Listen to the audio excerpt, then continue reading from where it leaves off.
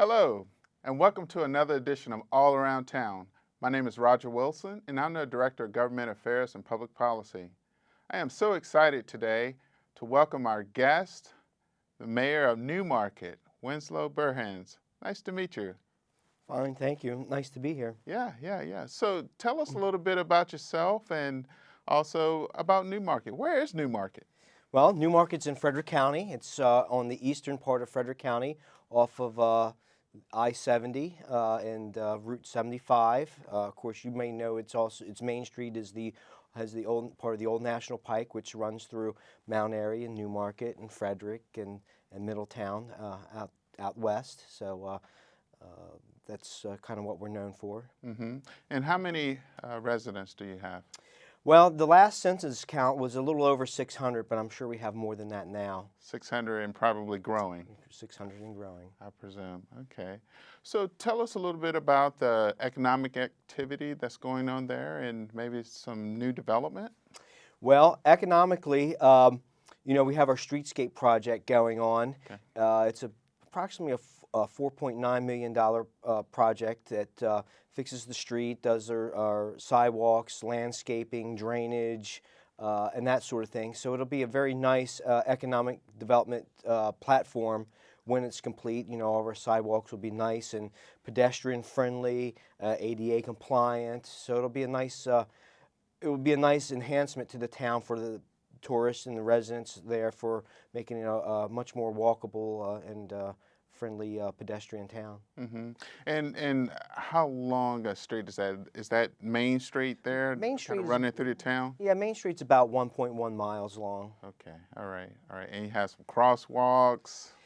Yeah, we have some crosswalks, and of course they'll have the cuts for wheelchair accessibility and stuff like that at each corner of all the alleys in Main Street. Mm-hmm. And how long has this project been going on? I think you guys started a couple years back. Well, construction-wise, it started the previous fall, but as far as development and all that, it's predated me as being mayor by a mayor or two before me when it first got started. It took a long time, getting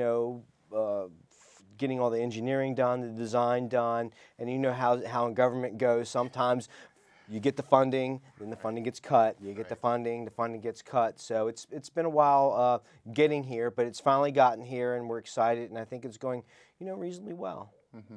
And how did you get into government and, becoming mayor? You mentioned that, this was predated you, but how did you come about being mayor? Well, I was pretty much born and raised in Newmarket. My family's been there for many generations, so being a hometown kid, you naturally feel a certain strong affinity for your town and wanting to see it grow and thrive and not get swallowed up by everything that goes on around it. So I think that's what really prompted me to get involved. I never would have thought that this is what I would be doing, but it just one day it just clicked and said, this is something I have to do. Wow. So you do have a day job, I presume, right? Yeah, I have a day job, and being mayor is part-time for in Newmarket. Right. Well, yeah, sort of. I guess it's part-time. Sometimes it feels full-time, but I have a day job, and I work for a family business.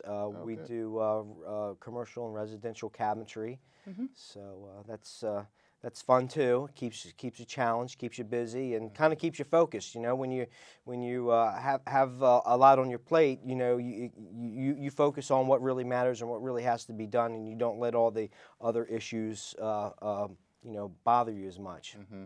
So the time as a mayor and being born there in Newmarket, what have been the challenges to this point? Well, it's been a lot of challenges because we've been pretty aggressive in trying to get things done, for the town since we became mayor. We changed the zoning so we weren't antiques only to something that was more analogous to what we had when I was growing up as a kid. We had different types of retail shops and that sort of thing. Of course, getting Streetscape moving along. There's always the growth and development issues. We're a small town surrounded by a lot of county-zoned land, so that pretty much forces your hand that, you have to grow, or you're going to be a small town surrounded by a larger county town, and those have been challenges to deal with. And it's not always easy, but we've persevered.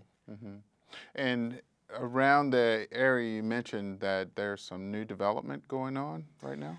Well, we recently annexed the SmithKline and Delaplane farms.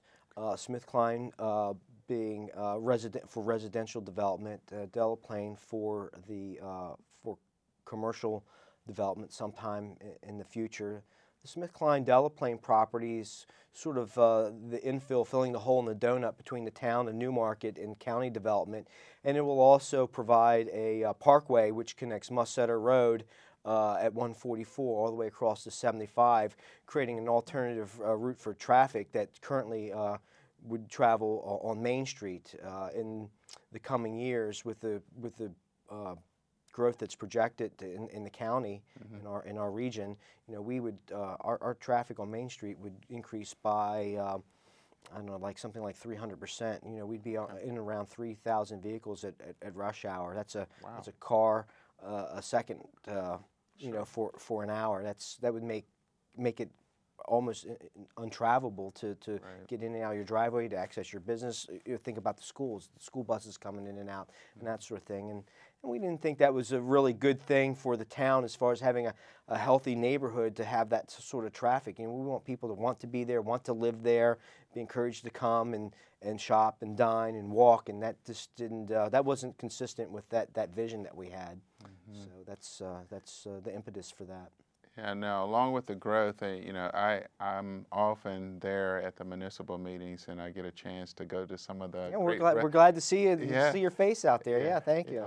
To some of the restaurants. The restaurants are great there. Could you describe a couple of them? So we have Milo's, and that's a sort of the local towny pub and restaurant, and a lot of us go there after the town meetings. Sure. To talk about the evening's events or things that are coming up, and share a beverage with our friends and buddies, and Roger. And sure. Sometimes we see if we can get Roger to pay for us. But it's family owned and operated. Jimmy Azot and his family run it, so it's a very family friendly place. In the summertime they'll have the ice cream for the kids around back, and of course they have the other just the tavern, but they have the restaurant side as well. And then you have Vintage, which is a little bit more upscale restaurant that was formerly known as Mealy's. And as you know, when Mealy's originally closed, we had a couple openings and closings, trying to get it reestablished. But finally, some new folks came in and changed the name from Mealy's to Vintage, and sort of changed the decor and the atmosphere of the place. But it's very nice, a little bit more upscale, and now that they've been established and been ongoing for a year or so now, I'm getting a lot of compliments on how much they like it and enjoy a Vintage restaurant. Now I've heard that Newmarket was known for its antiques. Okay, is there any kind of jobs or economic development going on around antiques? Around antiques and or shops. So we have always been known as the antique capital of Maryland. That's been a challenging thing because over the years, you had Frederick City has antiques now, and Ellicott City, and you had the internet, so it became pretty competitive. So while Newmarket still has very fine antiques, we thought that we needed to do something to augment that and complement it. So in 2003 and then again in 2009, we changed the zoning more to what it was like when I was a kid growing up. We had more and different types of retail activities. We have those type of shops where there's a pottery shop that we have now that we wouldn't have had before, or a children's museum, or we have a Southwest Indian jewelry store that's really cool, has its own developed its own following, and that sort of thing.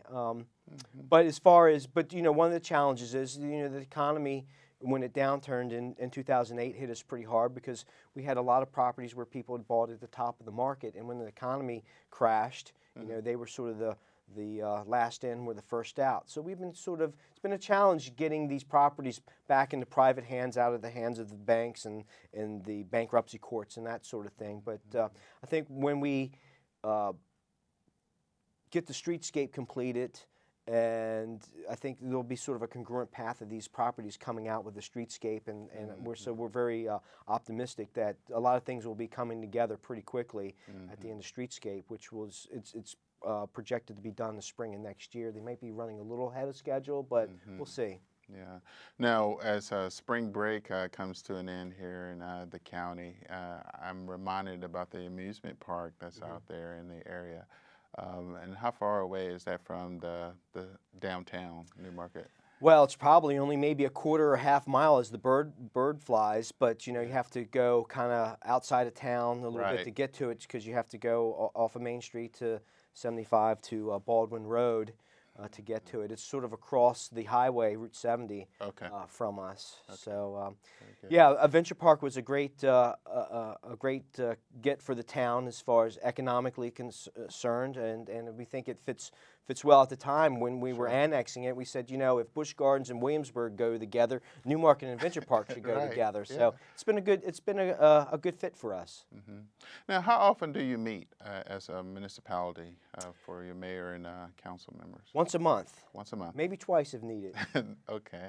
And what date is that? We're the second Thursday of the month. And how would someone reach out to you and connect with you? Well, you can go on our website, townofnewmarket.org, or I'll just give out my cell phone number, 301-748-6517. And of course, when we write our monthly or quarterly newsletters, I always make sure that they got my telephone number, my email address.